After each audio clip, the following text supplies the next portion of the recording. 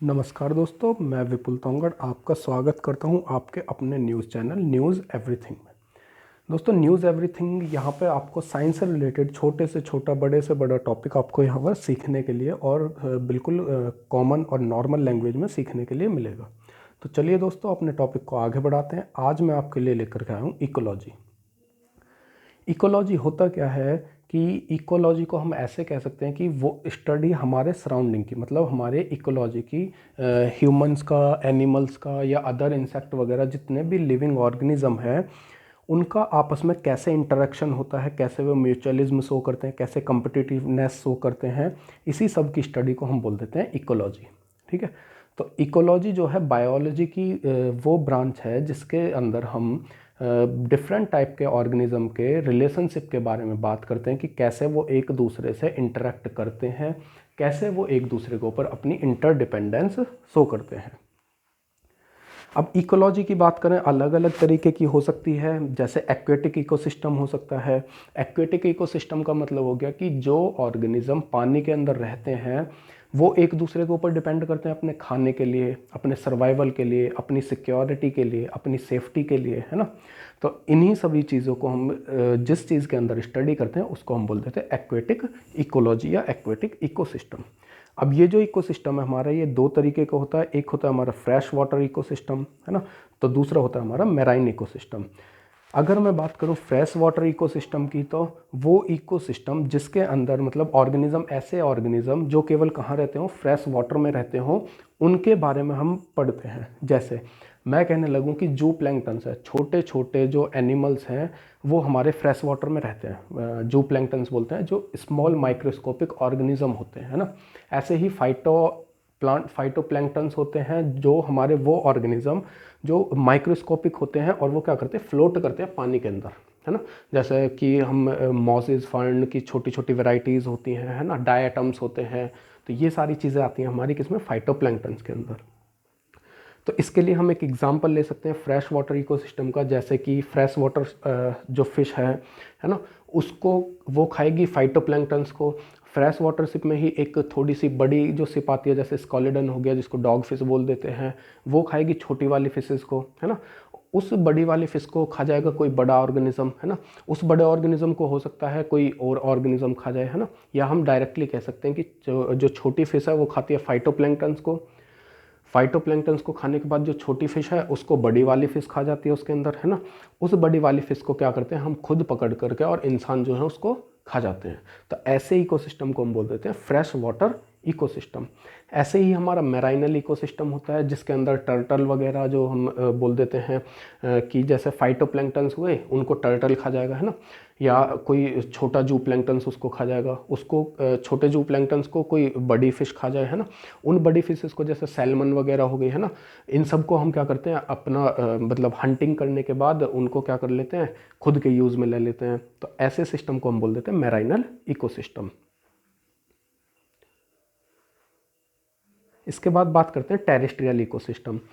तो terrestrial ecosystem क्या होता है, वो इकोसिस्टम जो हमारा कहाँ पे डिपेंड करता हो, टेरेस्ट्रियल मतलब होता है लैंड, है ना। तो ऐसा इकोसिस्टम जो हमारी लैंड के ऊपर डिपेंड करता हो, मतलब कह सकते हैं कि जो हमारे लैंड में, माउंटेन्स में, ग्रास लैंड्स हो गए, इन्हीं सभी चीज़ों के ऊपर जो इकोसिस्टम हमें दिखाई देता है उसको हम बोल देते हैं टेरेस्ट्रियल इकोसिस्टम।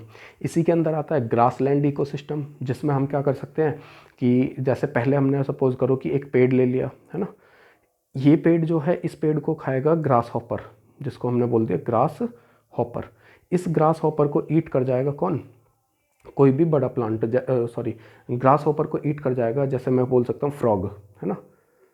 फ्रॉग ने इसको ईट कर लिया। इस फ्रॉग को कोई बड़ा ऑर्गेनिज्म ईट कर जाए, जैसे कि फ्रॉग को कौन कौन खाता है, स्नेक वगैरह खा जाते हैं ना। और आपको पता ही है स्नेक वगैरह को बहुत सी, जैसे चाइना हो गया, जापान हो गया, कोरिया हो गया, इसमें स्नेक को क्या करते हैं ह्यूमन बींग्स भी खा जाते हैं ना। तो उसको खा गया मैन, है ना। तो हुआ क्या, इसके अंदर इंटरडिपेंडेंस हो गई कि भाई सन से जो है एनर्जी आई प्लांट के ऊपर, है ना।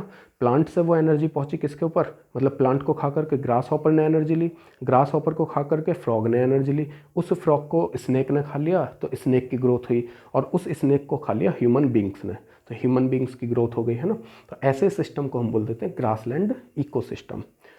अब ये जो एक ऑर्गेनिज्म का दूसरे के ऊपर डिपेंड होना, जैसे बोल सकते हैं हम कि जो प्लांट है वो डिपेंड कर मतलब सॉरी ग्रास हॉपर डिपेंड करता है प्लांट के ऊपर, है ना, फ्रॉग डिपेंड करता है ग्रास हॉपर के ऊपर, स्नेक डिपेंड करता है फ्रॉग के ऊपर, और ह्यूमन बीइंग डिपेंड करने लग जाए स्नेक के ऊपर, तो इस पूरे सिस्टम को हम बोल देते हैं फूड चेन। ठीक है जी, चलिए आगे चलते हैं। इसके बाद बात करते हैं एटमॉस्फेयर। तो एटमॉस्फेयर एक्चुअल में एक बोल सकते हैं हम कि एक ब्लैंकेट की तरह काम करता है, एक कंबल की तरह काम करता है हमारे अर्थ का, है ना। होता क्या है कि हमारी मतलब बोल सकते हैं कि हमारे सराउंडिंग के अंदर बहुत सारी गैसेस पाई जाती हैं, जैसे कि नाइट्रोजन है ना, नाइट्रोजन पाई जाती है, ऑक्सीजन पाई जाती है, हाइड्रोजन पाई जाती है, कार्बन डाइऑक्साइड पाई जाती है, आर्गन, ये बहुत सारी गैसेस पाई जाती हैं। तो हम कह सकते हैं atmosphere is the envelope of different kinds of gases which are in our surrounding. कि एटमॉस्फेयर क्या होता है कि अलग अलग तरीके की जो गैसेज प्रेजेंट है हमारी सराउंडिंग में, अर्थ के चारों तरफ, उस एनवलप को हमने बोल दिया एटमॉस्फेयर। अब ये सारी गैसेस हर एक ऑर्गेनिज्म के लिए अलग अलग तरीके से डिपेंड करती हैं। जैसे अगर मैं बात करने लगूँ, रेस्पिरेशन के टाइम में हम यूज़ करते हैं ऑक्सीजन को और रिलीज़ कर देते हैं कार्बन डाइऑक्साइड को। सेम यही कंडीशन रेस्पिरेशन के टाइम में जो प्लांट्स हैं उनके अंदर भी होती है कि प्लांट भी क्या करते हैं, ऑक्सीजन को तो यूटिलाइज करते हैं एनर्जी बनाने के लिए, और जो कार्बन डाइऑक्साइड है उसको क्या कर देते हैं, रेस्पायर कर देते हैं। तो मेनली प्लांट के अंदर जो रेस्पिरेशन होता है वो शाम के टाइम में होता है, मतलब इन एब्सेंस ऑफ सनलाइट। इसके उलट जब सनलाइट प्रेजेंट होती है तो वो क्या करता है, कार्बन डाइऑक्साइड को तो यूटिलाइज करता है और CO जो ऑक्सीजन है उसको रिलीज करता है। मतलब हम कह सकते हैं कि फोटोसिंथेसिस जब खाना बनाता है प्लांट तब तो कार्बन डाइऑक्साइड को लेता है और ऑक्सीजन को रिलीज करता है, लेकिन जब उल्टा हो इसका कि उस खाने को प्लांट जब अपनी बॉडी के अंदर यूटिलाइज करता है एनर्जी बनाने के लिए, तो वो क्या करता है कि जो हमारी कार्बन डाइऑक्साइड है उसको तो रिलीज करना शुरू कर देता है, और जो हमारी ऑक्सीजन है उसको यूटिलाइज करने लगता है।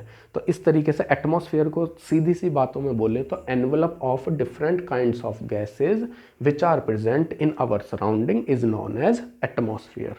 क्लियर। अब अर्थ के अगर हम लेयर की बात करें, जो एटमॉस्फेयर है इसकी बहुत सारी लेयर्स प्रेजेंट होती हैं ना। जैसे आपको दिख रहा होगा कि ग्रीनिश एरिया ये तो हो गया हमारा अर्थ। अर्थ से जैसे ही हम 8 मील ऊपर तक जाते हैं तो उस लेयर को हम बोल देते हैं ट्रोपोस्फेयर, है ना। और ट्रोपोस्फेयर से जब हम 30 मील तक चलते हैं, मतलब कितना एरिया हो गया 22 मील के आसपास का, तो उसको हम बोल देते हैं स्ट्रेटोस्फेयर। फिर स्ट्रेटोस्फेयर से अगर हम ऊपर की तरफ चलते हैं और 20 मील ऊपर, मतलब 50 मील्स तक चलते हैं, तो मीजोस्फेयर होता है। उस मीजोस्फेयर के बाद जाकर के क्या शुरू होता है हमारा थर्मोस्फेयर, और थर्मोस्फेयर के बाद जाकर के हमारा शुरू हो जाता है एक्सोस्फेयर, है ना।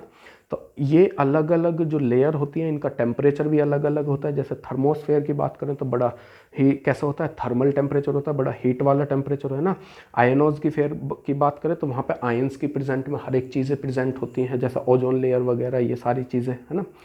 तो इसी तरीके से हमारे अर्थ के जो है अलग अलग लेवल पे, अलग अलग डिस्टेंस पे अलग अलग क्या होती हैं हमारी लेयर्स होती हैं। जैसे पहला हो गया ट्रोपोस्फेयर, है ना, दूसरा हो गया उसके बाद ट्रोपोस्फेयर हो गया, फिर स्ट्रेटोस्फेयर हो गया, फिर मीजोस्फेयर हो गया, एंड देन थर्मोस्फेयर, और लास्ट होता है हमारा एक्सोस्फेयर। एक्सोस मतलब एग्जिट, फेयर मतलब एटमॉस्फेयर, कि जब हम एटमॉस्फेयर से एग्जिट कर जाते हैं तो उस लेयर को हम बोल देते हैं एक्सोस्फेयर।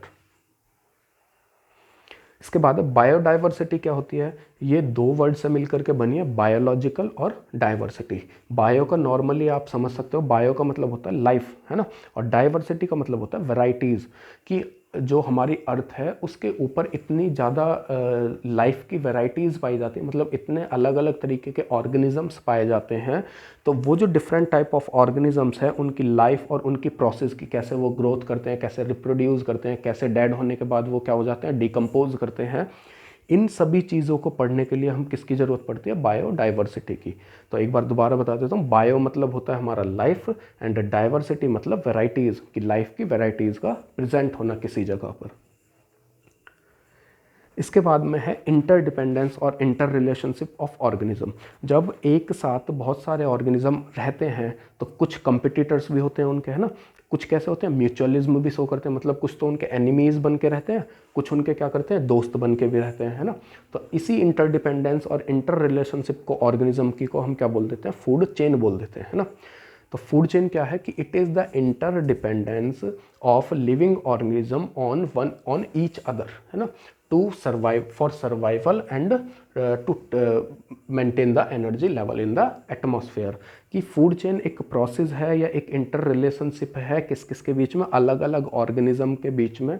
और क्या करती है वो, फ्लो ऑफ एनर्जी को रेस्पॉन्सिबल रहती है, फ्लो ऑफ एनर्जी के लिए, और जो ऑर्गेनिजम्स है उनका बैलेंस बना करके रखती है ना। तो इसी तरीके से जब एक साथ बहुत सारी फूड चेन अगर आपस में कनेक्टेड हो जाएं तो उसको हम बोल देते हैं फूड वेब। जैसे इसमें आपको दिख रहा हो कि भाई एक फूड चेन अगर मैं सीधा सा बात करूं, मान लो यहाँ से प्लांट है, प्लांट से ग्रास हॉपर, ग्रास हॉपर से बर्ड, एक फूड चेन ये हो गई। दूसरे की बात करते हैं कि मान लो ये प्लांट है, प्लांट ने प्लांट को कैटरपिलर खाती है, और कैटरपिलर को कौन खा गया, स्नेक, और सॉरी क्या बोलते हैं, रैट, और रैट को खा जाए आउल। तो एक फूड चेन हमारी ये बन गई, है ना। ऐसे ही दूसरे की बात कर लेते हैं, एक और फूड चेन इसके अंदर मैं दिखा दूं आपको कि मान लो कि इंसेक्ट है ना, सॉरी प्लांट है, प्लांट को खा जाएगी ये वाला लार्वा, लार्वा के बाद इसको खा जाएगा ये इंसेक्ट, इस इंसेक्ट के बाद ये रैट खा जाएगा, और रैट के बाद में जा करके आउल इसको खा जाएगा। तो एक फूड चेन ये बन गई। ऐसे ही इसके अंदर एक ये फूड चेन दिख रही है कि भाई यहाँ से ये है ना, तो एक फूड चेन ये है। तो ऐसे ही different kinds of food chain जब एक साथ जा करके अटैच हो जाती हैं तो उसको हम बोल देते हैं क्या, फूड वेब। जब एक से ज़्यादा फूड चेन आपस में क्या कर जाए, इंटरकनेक्ट कर जाएं, तो उनको हम बोल देते हैं फूड वेब। क्लियर? चलिए, थैंक यू दोस्तों, आज के लिए इतना ही, और ऐसे ही मैं नई नई वीडियोस आपके सामने लाता रहूँगा। Thank you so much, please share and subscribe.